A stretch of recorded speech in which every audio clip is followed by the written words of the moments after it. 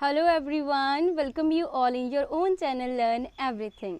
सो ਆਪਾਂ ਕਰ ਰਹੇ ਸੀ ਫਿਜ਼ਿਕਸ ਦਾ ਇਲੈਕਟ੍ਰਿਸਿਟੀ ਐਂਡ ਮੈਗਨੇਟਿਜ਼ਮ ਜਿਹਦੇ ਵਿੱਚ ਆਪਾਂ ਕੈਲਕੂਲਸ ਆਫ ਵੈਕਟਰ ਸ਼ੁਰੂ ਕੀਤਾ ਸੀਗਾ। ਉਹਦੇ ਵਿੱਚ ਮੈਂ ਤੁਹਾਨੂੰ ਗ੍ਰੇ ਡਾਇਵਰਜੈਂਸ ਐਂਡ ਕਰਲ ਬਾਰੇ ਕਾਫੀ ਕੁਝ ਦੱਸ ਦਿੱਤਾ। ਉਸ ਤੋਂ ਬਾਅਦ ਆਪਾਂ ਕੁਝ ਫਾਰਮਸ ਵੀ ਕੀਤੀਆਂ, ਟਾਈਪ ਆਫ ਵੈਕਟਰ ਫੀਲਡ ਕੀਤੇ ਲਾਈਕ ਸੋਲੀਨੋਇਡਲ, ਰੋਟੇਸ਼ਨਲ, ਇਰੋਟੇਸ਼ਨਲ, ਉਹਦੇ ਸਮ ਵੀ ਪ੍ਰੈਕਟਿਸ ਕੀਤੀ ਹੈ। ਠੀਕ ਹੈ, ਉਹਦੇ ਲਈ ਤੁਸੀਂ ਪ੍ਰੀਵੀਅਸ ਵੀਡੀਓਜ਼ ਦੇਖ ਸਕਦੇ ਹੋ।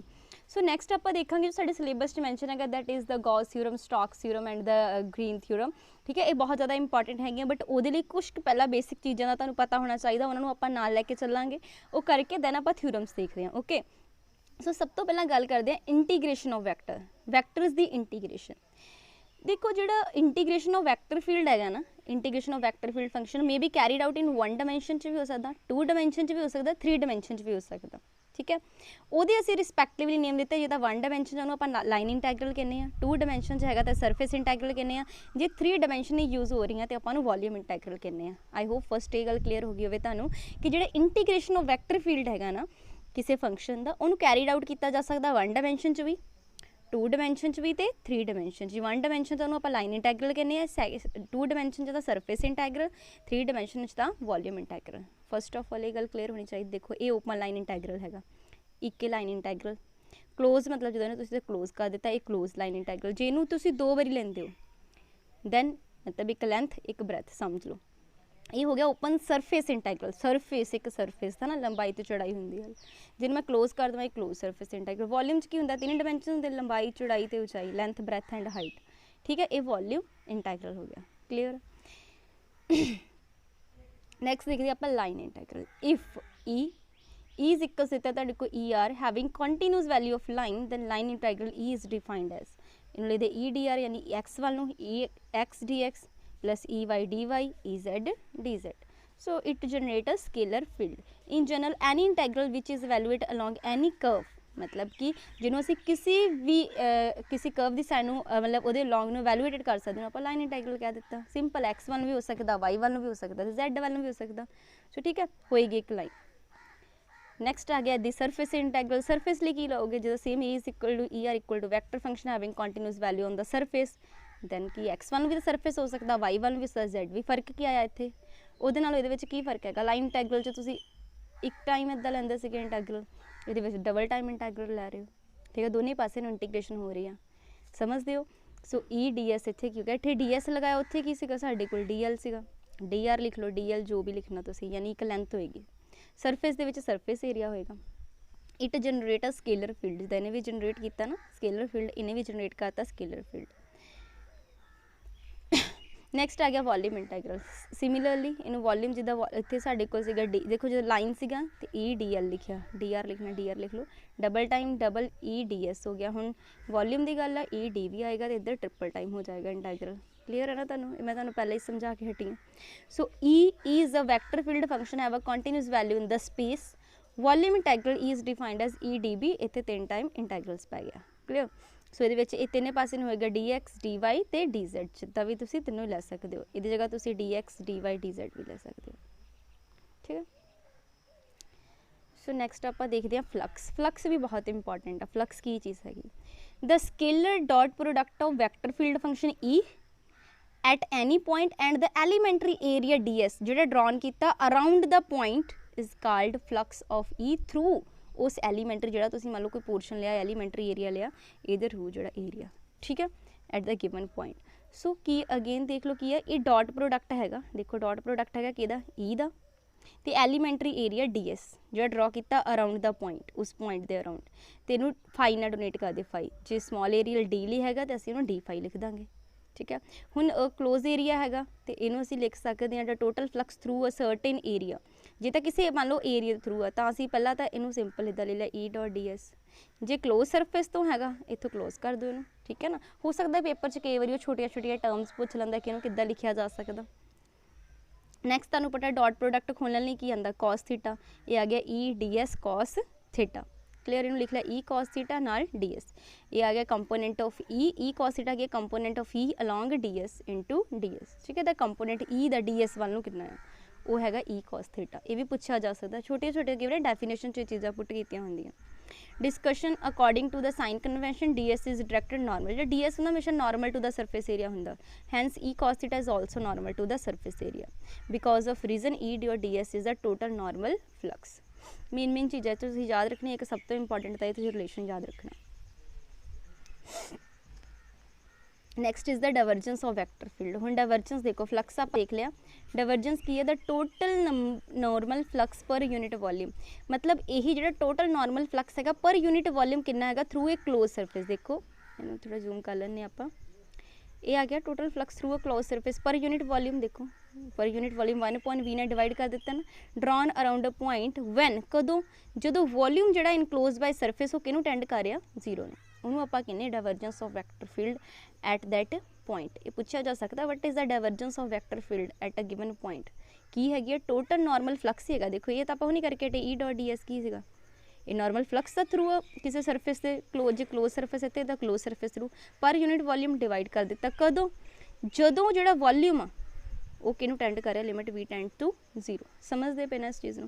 Hair v is the volume enclosed by surface, जो उस सरफेस से drawn around a point. Divergence e is usually abbreviated, इनू डाइवर्जेंस ऑफ e लिख सकते आप, ठीक है, DIVE। डिस्कशन ये थोड़ी हैगी है, ये एविडेंटली है कि जो डाइवर्जेंस e आ वो एक फ्लक्स डेंसिटी हैगी, फ्लक्स पर unit volume. Divergence of e A flux पर यूनिट वॉल्यूम है ना, इस करके मैं डाइवर्जेंस ऑफ e नू कह सकती फ्लक्स डेंसिटी, ठीक है, एट अ गिवन पॉइंट से भी ध्यान रखना। देयरफॉर इनू कॉल्ड सोर्स डेंसिटी भी कहते, कई बार पूछा जाता which of the following is known as the flux density, ठीक है, तो पता होना चाहिए, सिंपल ही है ना। डेंसिटी होंगी मास अपॉन वॉल्यूम, जो मतलब इतने फ्लक्स है किन्ना वैल्यू हैगी पर यूनिट वॉल्यूम ले लिया आप। दूसरा वी किनू टेंड कर रहा जीरो नू, we approach the point E dot D S tends to zero, but E dot D S upon V is not a zero, ये कोई फाइनाइट वैल्यू होंगी है। Divergence of E is a scalar quantity or a scalar function, for example E is electric field, divergence of E is equal to charge density, एक ही होंगे एक scalar function होंगे, scalar quantity होंगी है। इतने तक की डिस्कशन हो गई। उस तो बाद होने आप थ्योरम्स से गॉस डाइवर्जेंस थ्योरम। देखो जिन्नियां भी थ्योरम है ना पेपर च क्या आएगी नहीं, जस्ट स्टेटमेंट आएगी, आप प्रूव नहीं करना, ठीक है, प्रूव करके भी तो आप रिजल्ट करना, ठीक है। असी किहड़ा इत्थे आर्टिकल्स ड्राइव करन बैठे हैं, आप इत्थे की करांगे जस्ट ना आप सिर्फ इत्थे की करना है स्टेटमेंट देखनी हैगी। सो स्टेटमेंट ध्यान नाल देखना, तुहानूं समझ आ जाएगा वो की कह रहा। It state that the surface integral of vector field E over closed surfaces. देखो ध्यान नाल समझिओ, बोलिया सरफेस इंटैग्रल मतलब दो बारी इदा आप निशान पावांगे, ये वाला जो लाइन इंटैग्रल होंदा एक बारी, जो वॉल्यूम इंटैग्रल कहंदा 3 बारी। सो ने पहली गल कही surface integral of vector field ई दा over a closed surface, close surface मतलब DS ले लिया, ओवर अ क्लोज सरफेस, ठीक है, ये ऐसे लिख लो। सो सब तो पहले निकल के सरफेस इंटैग्रल, ये हो गया सरफेस इंटैग्रल, ठीक है, ओवर अ क्लोज सरफेस के ई दा के इक्वल टू होंदा वॉल्यूम इंटैग्रल मतलब इज इक्वल टू ना, देखो वॉल्यूम इंटैग्रल मतलब 3 टाइम्स, ठीक है, वॉल्यूम इंटैग्रल ऑफ डाइवर्जेंस मतलब होंदा डेल डॉट जिहदा भी क्या डाइवर्जेंस ऑफ ई, ये भी किहदे लई enclosed by the Gaussian surface. So simple हैगा, देखो डबल इंटैग्रल तो शिफ्ट किए आप ट्रिपल इंटैग्रल वाल, इधर डबल इंटैग्रल सी, फिर की आ गया ट्रिपल इंटैग्रल, इधर DEDS सीगा, जो दोनों आप वॉल्यूम इंटैग्रल च लैके गए डेल डॉट ई बन गया, ठीक है ना। स्टेटमेंट तुसीं लिख के बार बार याद करनी है, बहुत ज़्यादा इंपॉर्टेंट हैगी आ। गॉस डाइवर्जेंस थ्योरम ने की किया कि जो तुसीं सरफेस इंटैग्रल लोगे किसी वैक्टर फील्ड ई दा ओवर अ क्लोज सरफेस, वो हमेशा इक्वल टू किहदे आएगा वॉल्यूम इंटैग्रल किहदा डाइवर्जेंस ऑफ उस वैक्टर जो लिया इधर वही डाइवर्जेंस, ठीक है, over a closed that closed Gaussian surface. Simple हैगी ना स्टेटमेंट, इनू जिन्ना वधिया तरह कर सकते हो करो। नैक्सट है सर्कुलेशनस की होंगी, सर्कुलेशन समझनी जरूरी था, फ्लक्स समझना जरूरी सीगा ना, गॉस डाइवर्जेंस सर्कुलेशनस भी समझनी जरूरी है। सर्कुलेशनस की है the line integral of vector field B, जो एक वैक्टर फील्ड बी है वह लाइन इंटैग्रल ही होंगे ना, कि लेना बी द लाइन मतलब DL, जो एरिया होंगे DS, वॉल्यूम होंगे DB, ओवर ए भी क्लोज्ड पाथ, ठीक है। इनू आप कहने हैं सर्कुलेशनस ऑफ बी, मैथमेटिकली आप इनू इधर लिखते हैं, ठीक है। ये जी ओरिजिनेटेड हुई सी from the whirling motion of flow field किसी का, however we use the term such even where there is nothing that flow in a field, उत्थे भी आप वैसे यूज़ करते हैं। In the same way we do with flux, same flux वांगू ही है, ठीक है। The term circulation may be use for in electric तो मैग्नेटिक फील्ड दोनों यूज़ कर सकते हैं, ठीक है। हुण कर्ल ऑफ फील्ड की गल करते हैं। फिजिकल मीनिंग की हैगा कर्ल दा, the maximum value of circulations पर unit area drawn around a point, ठीक है। उन्हें दसिया द मैक्सीमम वैल्यू ऑफ सर्कुलेशनस, किन्नियां वध तो वध सर्कुलेशनस हैगियां पर यूनिट एरिया, जिद्दां आपां कीता सीगा ना मैक्सीमम फ्लक्स कितना हैगा पर यूनिट वॉल्यूम, याद होवे तुहानूं, ठीक है ना। इदां ही हुण आपां इत्थे जो वो डाइवर्जेंस की गल कीती सी कर्ल दे विच, क्योंकि डाइवर्जेंस नूं समझण लई फ्लक्स समझना बहुत जरूरी सीगा। डाइवर्जेंस की सीगा, जदों आपां डाइवर्जेंस ऑफ ई लई सी आपां फ्लक्स समझिया सी ना, देखो फ्लक्स तो होए सी, फ्लक्स पर यूनिट वॉल्यूम लिया सी divergence of vector field he.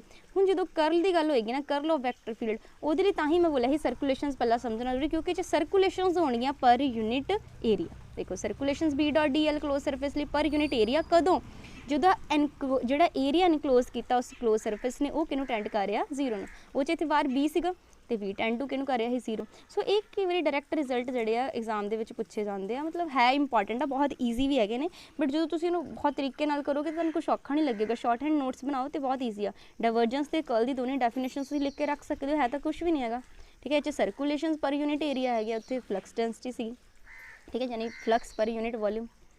So मैथेमैटिकली stock theorem दे आ जाओ, हुण आपां गॉस थ्योरम कर ली, हुण आपां गल करदे हां स्टॉक थ्योरम दी। स्टॉक थ्योरम की कहती है line integral of any vector field, किसी भी वैक्टर फील्ड ई दा, this is a vector field ई, लाइन इंटैग्रल मतलब one time integral d l लगाता लाइन क्लोज सरफेस लई, क्लोज करव लै ली, इज इक्वल टू की होएगा सरफेस इंटैग्रल। देखो जो इधर सरफेस इंटैग्रल सी तो इधर की हो गया सी वॉल्यूम इंटैग्रल, यानी कि डबल हुंदा सीगा, मतलब एक वादा सी ना, इधर डबल सी तो इधर ट्रिपल हो जाता है।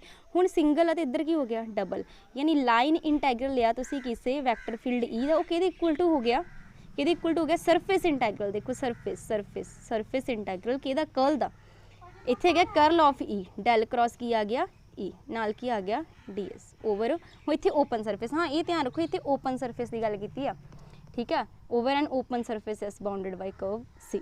कुछ नहीं है स्टेटमेंट्स ही है, स्टेटमेंट्स नूं ही चंगी तरह याद करो, यही ही आनी है, ठीक है, इन्होंने लिख लो एक जगह, है कुछ भी नहीं, भावें स्टेटमेंट आवे तुहानूं, भावें तुहानूं वैसे तो आई आएगा मैथमेटिकल रिलेशन पूछेगा विच of the following is the statement of the stocks theorem. Next last हैगी साडे कोल ग्रीन थ्योरम, बहुत इंपॉर्टेंट तो ईजी हैगी, जी ग्रीन थ्योरम है एंड स्टॉक थ्योरम दोनों फंडामेंटल इंटैग्रल रिलेशनशिप है, यानी कितने ना कितने इहदा स्पैशल केस है अगे स्टॉक का। They can also use to obtain the another integral relation initially obtained by Green and the Green and known as the Green theorem. So ये स्टॉक थ्योरम तो ही हैगी।